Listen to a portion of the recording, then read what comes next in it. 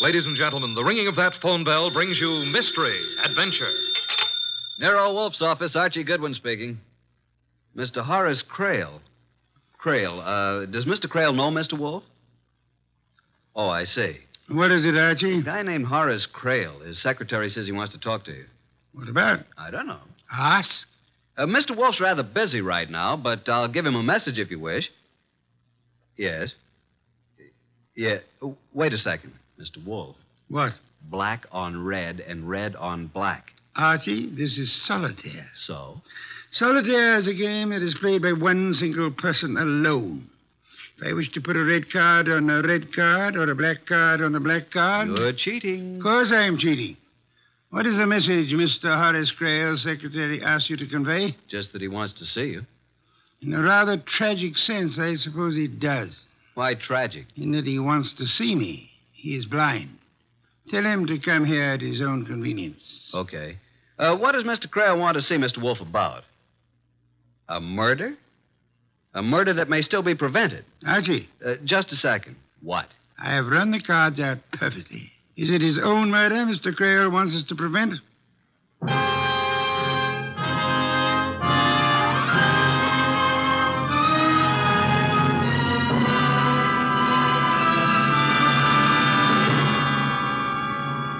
Ladies and gentlemen, it's that renowned genius who is the bulkiest, bulkiest, most ponderous, and most brilliant detective in the world.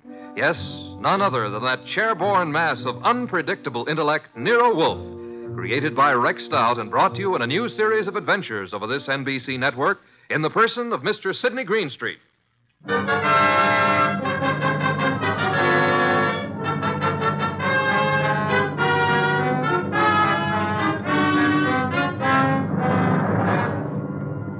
Once in a long while, Mr. Wolfe and I talk about this affair. When we do, we call it the case of the lost heir.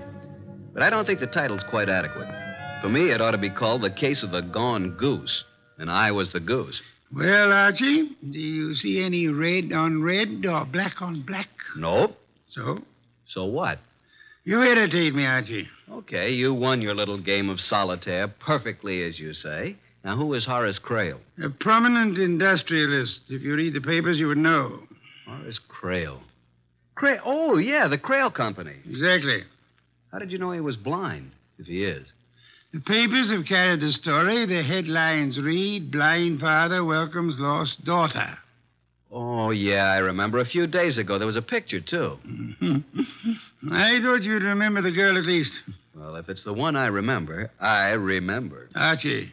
Oh, well, it probably isn't true. By the way, let me tell you what I found out about the facts of life. The door, Archie. Mr. Crail is here to see Mr. Wolfe. Oh, yes, come in. This is Mr. Crail. I'm his secretary, Hugh Gaines. There's a step here, Mr. Crail. Of course. Who is this man? I'm Archie Goodwin, Mr. Wolfe's assistant. Mr. Wolfe's waiting for you. Where is Mr. Wolfe, Mr. Goodwin? I led the way. The blind man and his secretary followed. Mr. Horace Crail was tall, thin, white-haired. His face was heavily lined, but the lines were not those of care or worry. He wore very dark glasses through which he might not have been able to see even if he had had his sight. Hugh Gaines, the secretary, was in his late 20s, surprisingly young and surprisingly handsome for the kind of a job he had. I led them into Mr. Wolfe's office, made the introductions, and sat them down. Well, Mr. Crail, what can I do for you? As you see, Mr. Wolfe, I'm blind. Need I say you have my deepest sympathy? I don't give a hoot for your sympathy, Mr. Wolfe. Oh, thank you, of course. I mention my condition merely because it affects the position in which I find myself. Go on. You. Yes, Mr. Crail? Tell Mr. Wolfe about my daughter. Oh, incidentally, Mr. Wolfe, I asked my secretary to do this because in this way you will get a first-hand account. Now, let's see. A few days ago, Tuesday to be exact, at about 3 o'clock in the afternoon, a young woman walked into the house and said she wanted to see her father. I spoke to her myself. She said her name was Magda Crail. I asked her certain questions. Why, Mr. Gaines? He asked her questions because he thought, and I thought, that my daughter died 13 years ago. Oh, either the girl who came back to me is my daughter, or she is an imposter, and she belongs in jail. Is there any doubt in your mind about it? Of course. That's why I'm here. On the telephone, you said something about preventing murder. Well, I have a stepson named Anthony George to whom I intended to leave my money. Not because I liked him. Simply because I had nobody else to leave it to. Except your daughter. Except my daughter. If she is my daughter. We were talking about murder. I was talking about my daughter and my stepson. Same thing, I take it. Maybe, possibly. I don't know. Mr. Creel. Yes? I am not a wealthy man, but I'm certainly able to make ends meet. Yeah? What do you mean? Explain, Archie. I think Mr. Wolfe means that if you don't want to be frank with him, he'd rather not waste his time. Mr. Wolfe, I apologize if I've seemed to spar with you. Fooey. See, a blind man can only judge by what he hears and smells and feels. So? No, I must be a little more cautious than I would have to be otherwise. I'm sorry, Mr. Creel. Patience is not one of my virtues. Now, about your daughter, or your non-daughter. What's her name? Magda. She calls herself Magda Creel, which was my daughter's name. What makes you think she isn't your daughter? Well, $10 million, partly.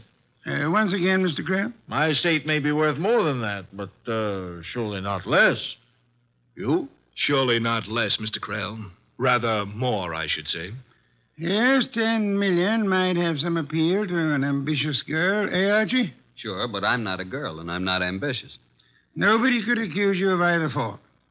Mr. Creel, we are getting nowhere. Either you tell your story from the beginning or take it somewhere else. Archie, I'd like some beer.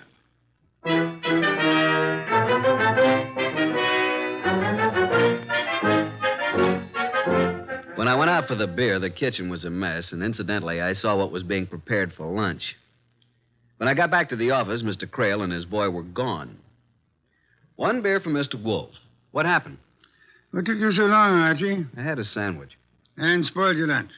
You know what you're having for lunch? Of course, I planned it. Baby octopus. Delicious. I'll take your word for it. What happened to the blind tycoon? Get your book, will you, Archie? I want to give you a few notes. Oh, just a second. Okay. Item. You needn't repeat everything after me. Yes, master. Item, Horace Creel was born blind. Item, his wife and their 6-year-old daughter, Magda, disappeared in their private plane 13 years ago. Magda returned last Tuesday. Item, no matter what he says to the contrary, Horace Creel is afraid he's going to be killed. I think Mr. Creel is right.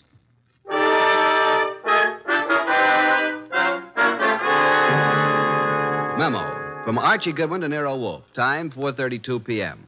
The notes you dictated on the Creel case are on your blotter. 3 pages of them.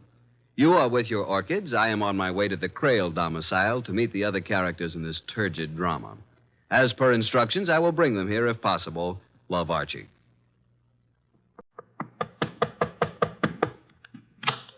Yes, sir? My name is Goodwin, Archie Goodwin. I believe I'm expected. This way, please, sir.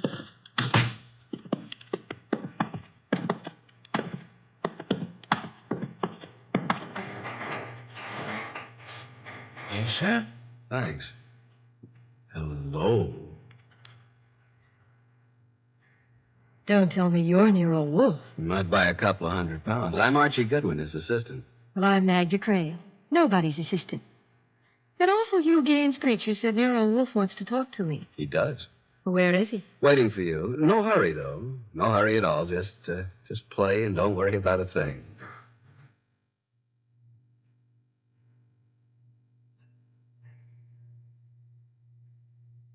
Black hair, green eyes, skin like a magnolia pet. Beautiful, beautiful. While she finished what she was playing, I watched her. Beautiful.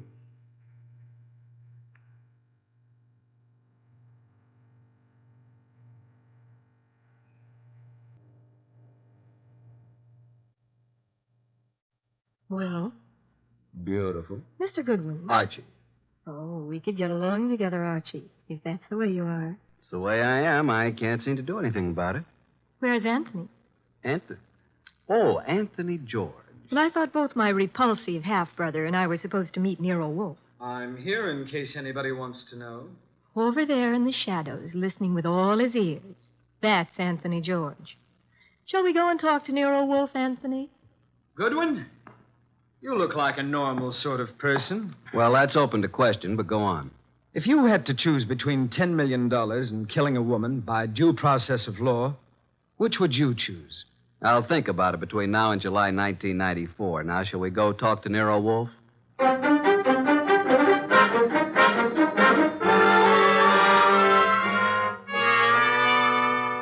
Miss Creel, Yes, Mr. Wolfe. why did you wait until last Tuesday to let your father know that you were living? Does it make any difference? I think so.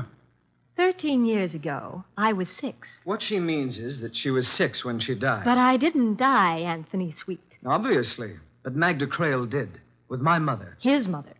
Anthony says he doesn't remember me as a child. But I remember him, the brat. What about me? Well, when I was about 4 or 5, you were 8 or 9, I suppose. Do you remember dressing up in one of Daddy's tailcoats, a sword, and Mother's hat with a plume? Suppose I did. You're still not my sister. Don't worry, Anthony. When poor Father dies, I'll support you. Archie, Sir? I made a mistake. A mistake? You? I thought I wanted to talk to these young people. I don't. Take them away. Take the young lady to a nightclub. On my salary? As part of our investigation, it will be charged to Mr. Horace Creel.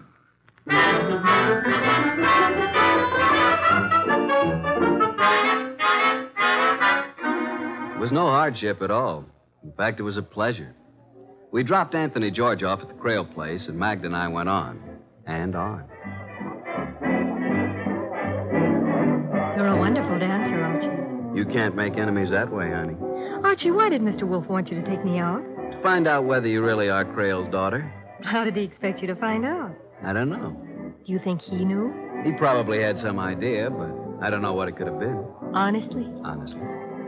Archie, do you think I'm telling the truth? No. But wait a minute, baby. I don't think you're lying either. I just don't think. Give me my handbag, Archie. Thanks. I've got something here that might interest both you and Mr. Wolfe. Here. Those are snapshots that were taken of me before I was 6. Ah. Yeah, cute. Now look at me. Beautiful. Beautiful. Can't you see those pictures are of me? Kids that young all look the same to me, but suppose they are pictures of you. What of it? Well, just this.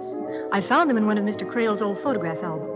My father, I mean. Oh, here's something. The one lying on my tummy on the white bearskin rug. All babies get their pictures taken that way. Here, give it to me. Wait a second. What's this mark under your shoulder blade? It's a little birthmark, like a strawberry. Yeah, it's clear.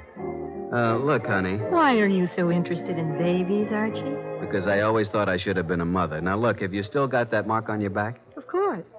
At least I suppose so. They don't go away, do they? Where are you going? I'll be right back.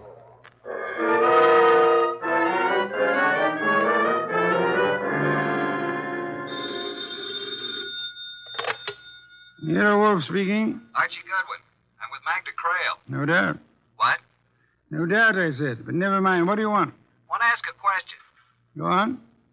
You don't think Magda's Horace Creel's daughter, do you?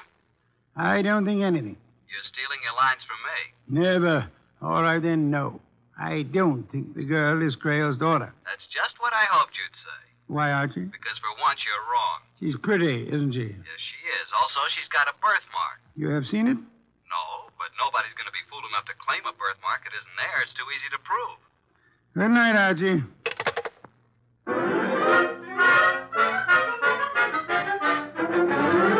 I thought you deserted me, Archie. Well, you know Hugh Gaines, don't you? Hello, Gaines. Hello, Goodwin. Making hay while the moon shines?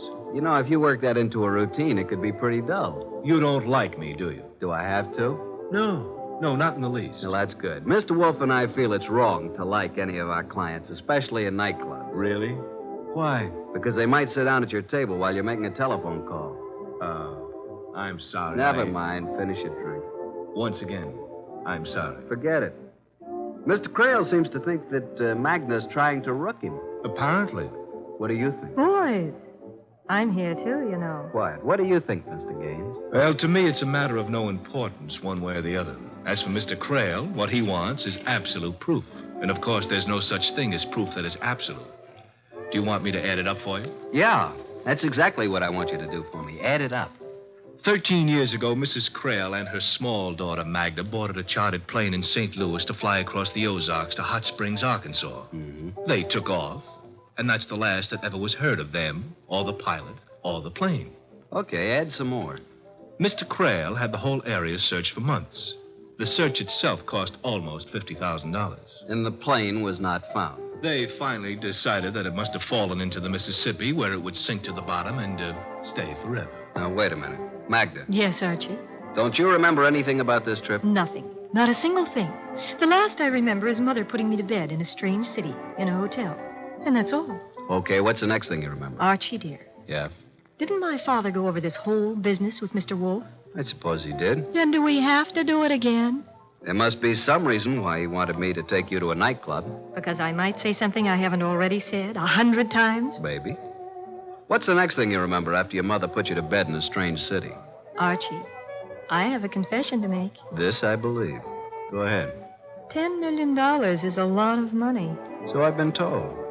I don't really remember a single solitary thing before I was 6 years old and going to school in Rogers, Arkansas.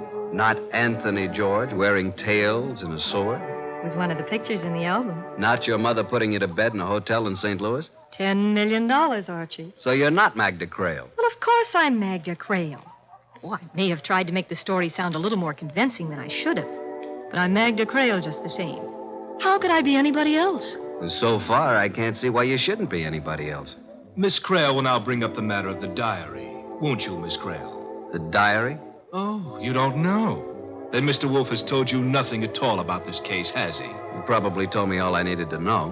What about a diary? Well, you see, Mr. Goodwin, Miss Crail's memory begins at about the happy age of 7. A black-haired, green-eyed, pigtail brat named Maggie Lomax.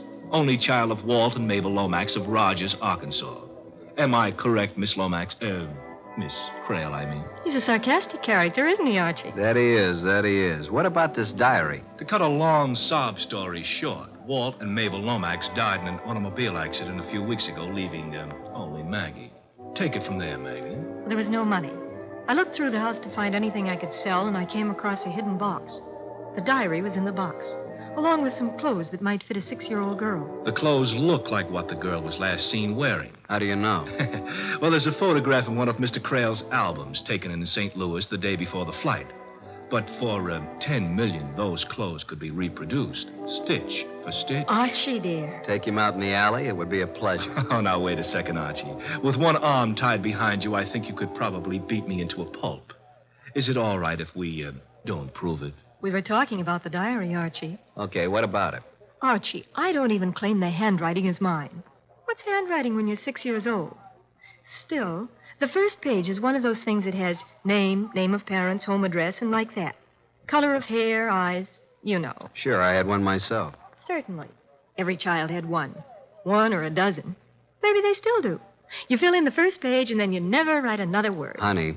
They were cheap. I doubt if they cost a quarter, and there was a place that said, my first date, favorite pastime. Look, baby. Oh, he calls me baby, Mr. Gaines. Yes, I noticed that. I think he'd believe your story no matter what you told him. Get lost, will you, Mr. Gaines? What's that? Get lost. Drop dead. Turn blue. Well, I can take a hint. Good night, Archie, and Miss Lomax. Prissy, isn't he? Prissy is the word. He doesn't seem to believe your story. He believes what he's told to believe. It's his job. Sure. You believe me, don't you, Archie? Honey, you're beautiful, just the way you are. Now, let's talk about the diary. I hate you. I hate you, too. Shall we dance? The diary. Oh, dear. Where is it? Do you call this romance? No, I call it working overtime. Where is it? Here, in my handbag. Here. Push over. We look at it together. I'm not crowding you, am I? What's a little crowding? Cozy, isn't it? Now, look at the cover first. My diary, 1934. I suppose somebody gave it to me for my 6th birthday. Let's just not suppose anything, shall we? All right, Archie. Page 1. Name, Magda Crail. Date of birth, October 11th, 1928. But you read it. Or can you read? Anything you can write, honey. Date of birth and so on. Father Horace Crail, Mother Mabel Crail. Hair black, eyes green. My favorite pastime, playing with dolls. Playing has a Y in it. You know what I think, Archie? You wouldn't call that writing, would you? Not real writing. It's more like printing. I think my mother guided my hand when I wrote that. Yeah, that's the way it looks, all right. Well, Dance now? Dance now. While we danced, while I held that disturbing girl in my arms, I tried to believe the case was just as simple as it seemed. Somehow she'd survived a plane crash, a head injury, and then a normal life with a couple who naturally wouldn't tell her that she wasn't really theirs. I tried to believe it. I was trying hard when... Archie, don't look. There's Anthony George. Oh, yeah, alone in the corner. You've had a lot of experience, Archie. Do you think he's a killer? A what? Do you think he'd commit murder? I don't think anything about him, but why should he? For $10 million? I see what you mean. Are you worried? Not with you around, Archie. Not with you around.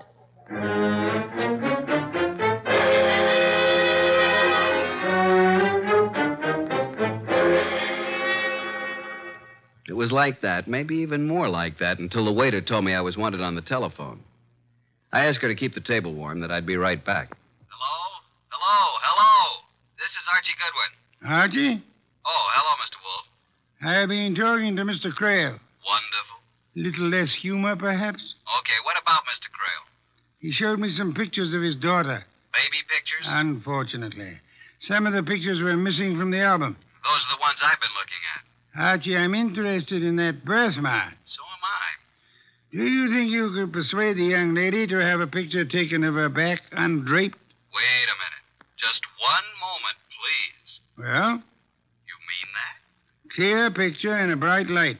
How would you like her posed, Mr. Wolfe? I am not amused, Archie. Okay, I'm sorry. All I want is a clear, sharp, focused picture of that birthmark. And I expect you to get it for me. Good night, Archie.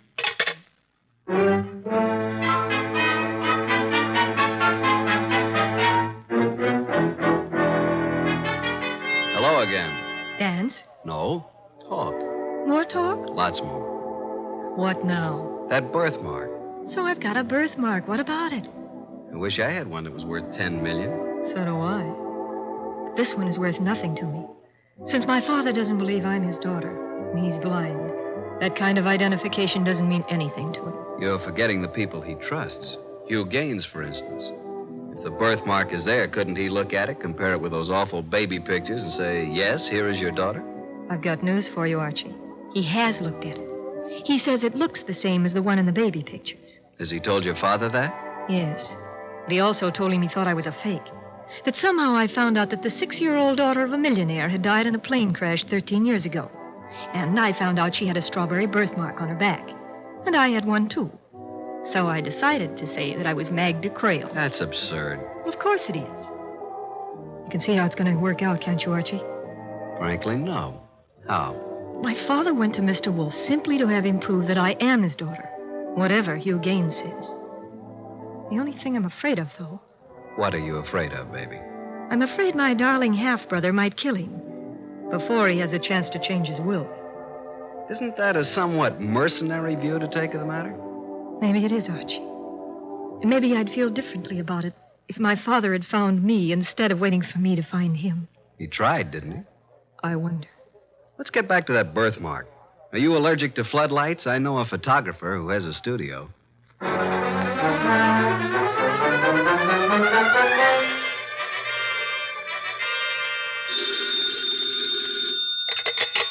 Confound it, Archie. How did you know it was going to be me? Because nobody else would dare to call me this late. What do you want? I got the pictures. They're drying now. If you come home, bring them with you. They may be important tomorrow. Have you heard that Horace Creel was murdered? No. How? Who? Where? Tomorrow we'll talk about it, Archie. Good night.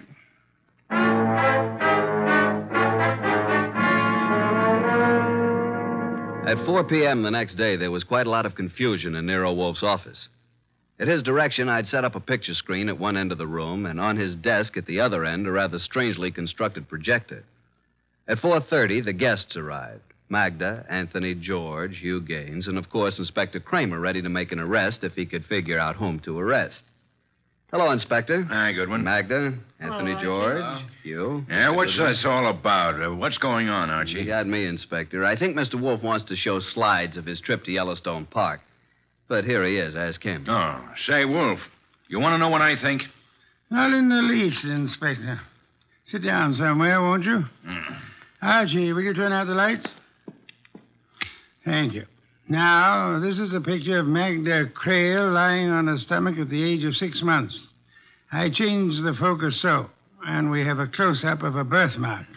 A smooth discoloration that looks as if it might have been painted on. Now, look, Wolf. You said if I came here, you'd give me the guy who killed Horace Creel. And you show me a picture of a baby's back. Inspector, if you open your mouth again, I may not keep my promise.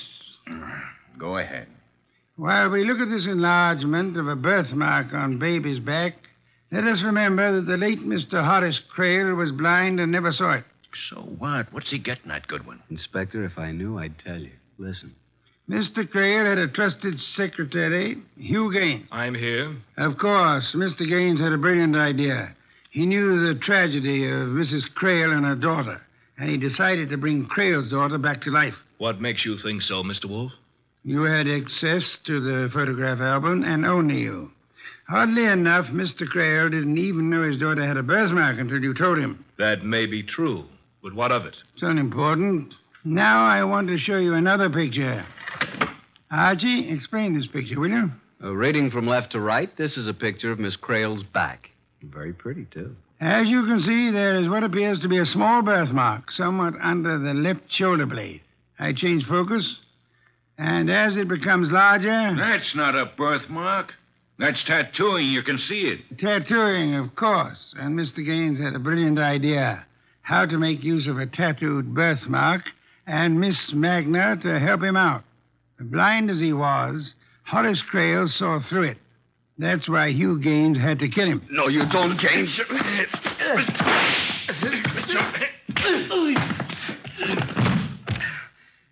Mr. Wolfe. Mr. Wolfe, you all right? Of course I'm all right.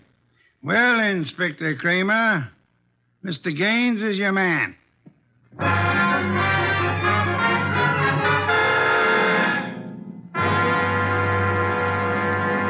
Another bottle of beer, please, Archie. It's right there in front of you.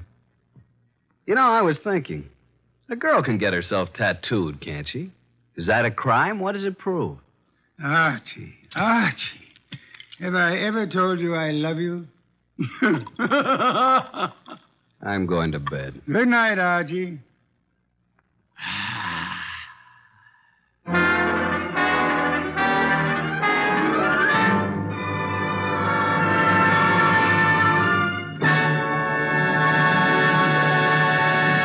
You have been listening to The New Adventures of Nero Wolfe, starring Sidney Greenstreet.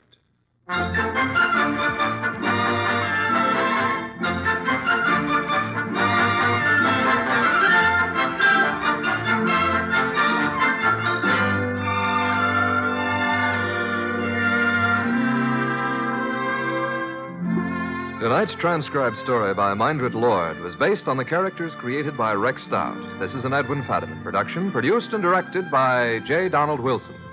In the cast were Harry Bartell as Archie Goodwin, and Martha Shaw, Vic Rodman, Peter Leeds, Gray Stafford, and Bill Johnstone.